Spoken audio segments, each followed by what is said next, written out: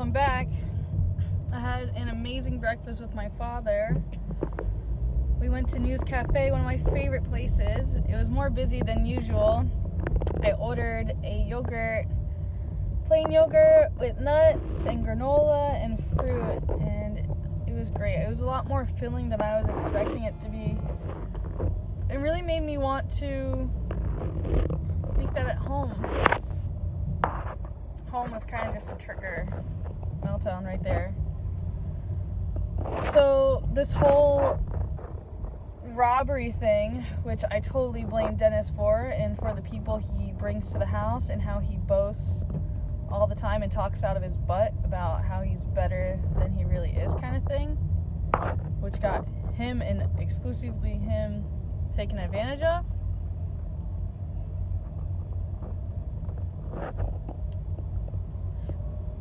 Though it just makes me feel unsafe to be there. And it's more so of like a principle thing than anything else. And my dad, he just thinks I should stick it out and save and save and save until I just can't save anymore.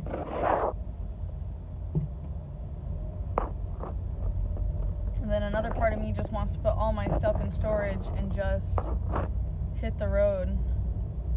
Live on the boat, come down to Miami for a while.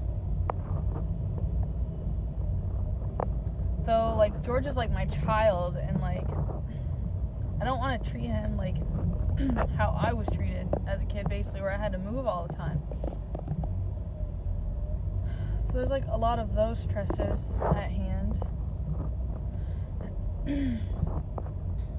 Trying to figure out all these different things, and meanwhile attempting to remain as strong as possible through all of it. It's just an extremely uncomfortable feeling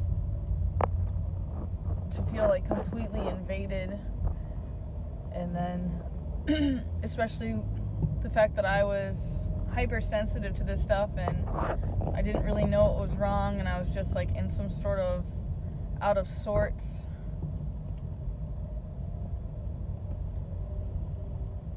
And then my intuition is messing me up. Like, I think I know exactly who's connected to the crime in his life, though he doesn't want to accept said circumstances.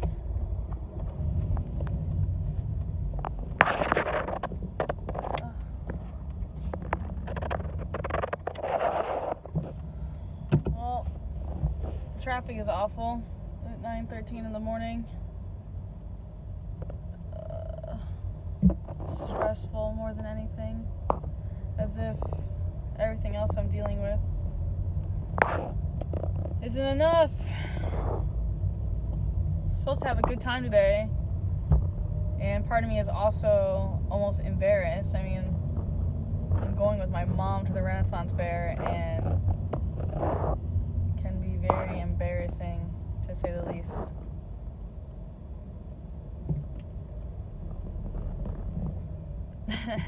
I feel like a child in that essence, you know, like when you go to school and you're like, oh, Mom, you don't want like any of your friends to see you.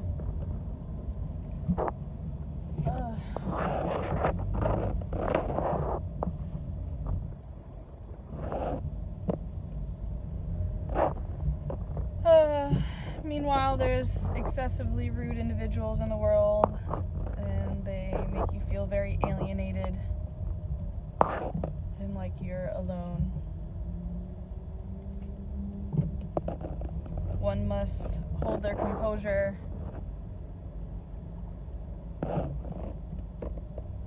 All I can say is that I'm extremely disappointed. Though I can't say that I didn't see it coming, kind of thing. It's just so weird, all the synchronicity of events. I'm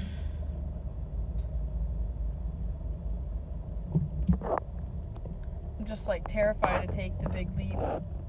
And then the fact that my own father basically is telling me it's smarter to just save.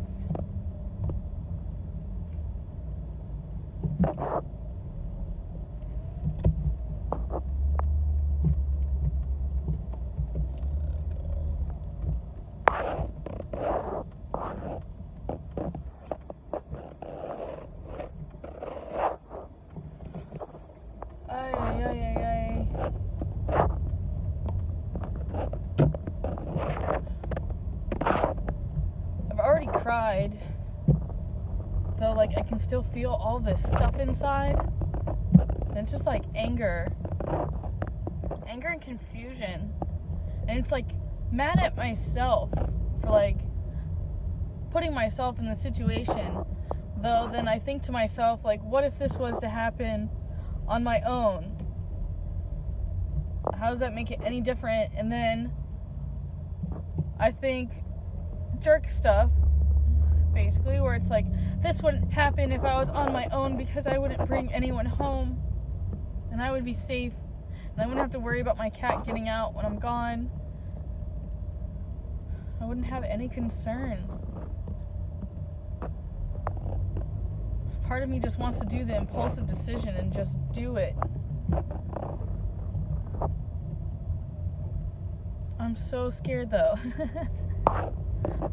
Like, I think to myself, like, if someone just gave me $6,000 right now, would I just go? And part of me inside just screams yes. Like, because I could have 6 months to just think. Stay in the right 3 lanes. Try to figure stuff out. What I'm gonna do.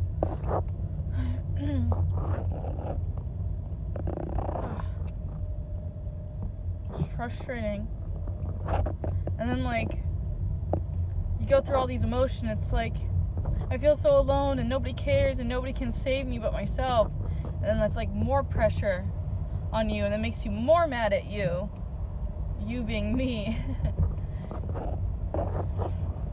Ugh. I don't like anyone to see when I'm in a struggle. And we are taught to like not let anyone know when we're suffering either. That especially like if you're someone in the public eye and like people are watching you and people think that you're strong and I'm supposed to play a role. Though I don't want to be somebody's fantasy. I'd like to be your reality and be straight up with you through the transitions of all this uncomfortable shit that basically everybody goes through. And maybe you're privileged, or the circumstances of fate allowed you to not be in this situation, or maybe you made better choices than I did. I don't know. My dad talked about how there's people with $1 million homes that still get broken into, and it's the same for everybody.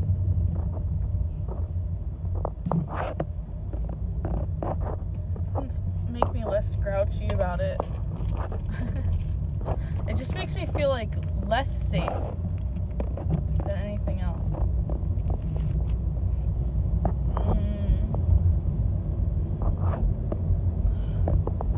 I need to blow my nose really bad.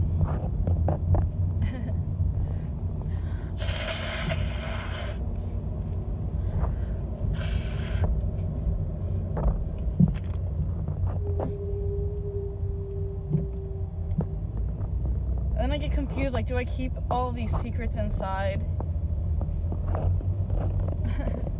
Am I supposed to hide? Am I only supposed to let you see the good parts? Or, like, do people just genuinely enjoy seeing other people suffer and feel better about themselves and their situation? Am I the humanly sacrifice? Ugh.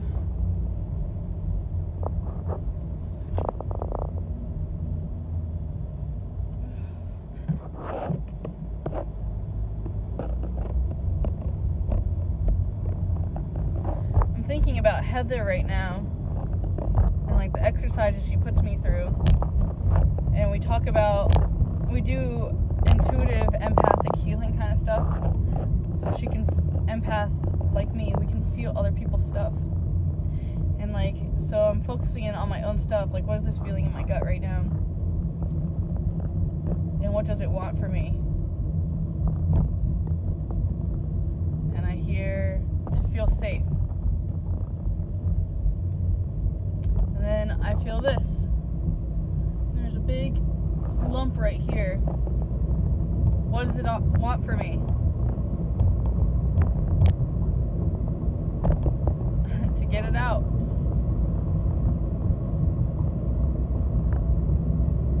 To express, to connect.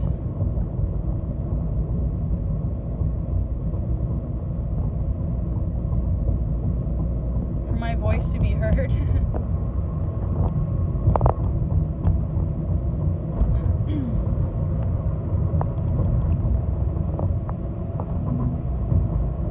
Trying to tap into what else it's trying to say.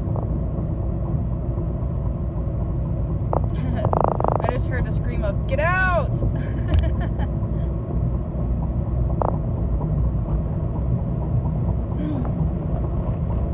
The voice is a very powerful tool, and so is our tones and the words that we use. So one must be very selective.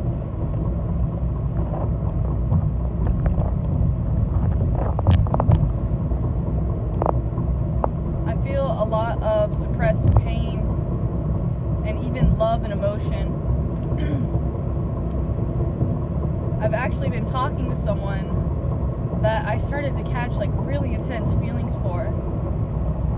And that kind of like freaked me out, you know? And like it causes me to basically overbear information and literally almost try to scare them away, which I have a very great talent at doing. It's like I'm scared of my own happiness. It's like I'm afraid of success, or that I'm gonna actually get what I want. Or I'm scared of change. I'm scared of being comfortable. I don't know.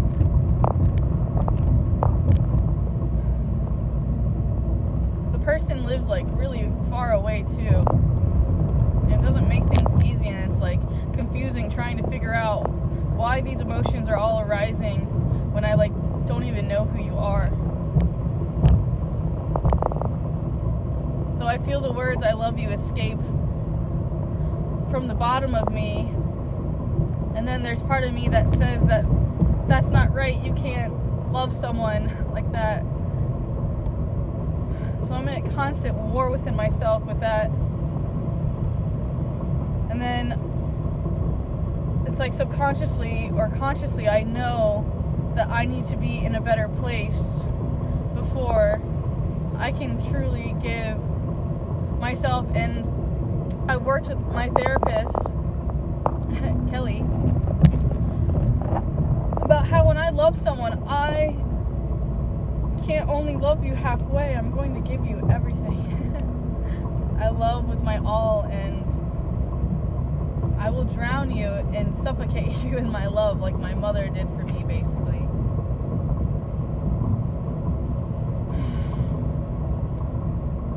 It's difficult.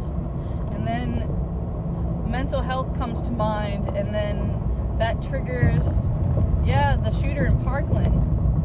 You guys, I grew up down here. I know all about Parkland. Parkland is a bunch of rich kids. And a lot of them go neglected, like excessively neglected. And I didn't even really know what neglect was until recently. It's actually a form of abuse. And there's your own homework you can do on that and exactly how deep that goes. And a lot of people let other people go neglected and don't realize that they have the responsibility or power to help people that have been neglected. And I think that kid just blew up. And I also have my own conspiracy theory thoughts as well, where my intuition tells me that the FBI was notified. Where's that come from?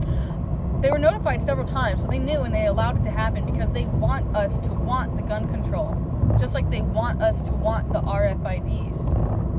They want us to want to feel safe, to think that our government will protect us.